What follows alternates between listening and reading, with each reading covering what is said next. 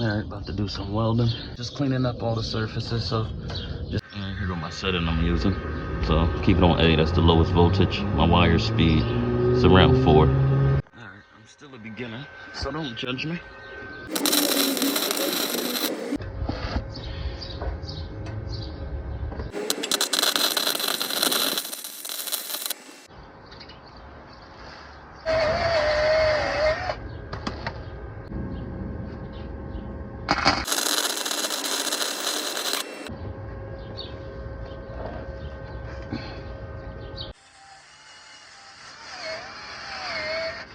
First time trying to do this on the car. I mean, really don't have that much clearance to work. I guess it's not bad. I mean, this would probably hold up better than those clamps did.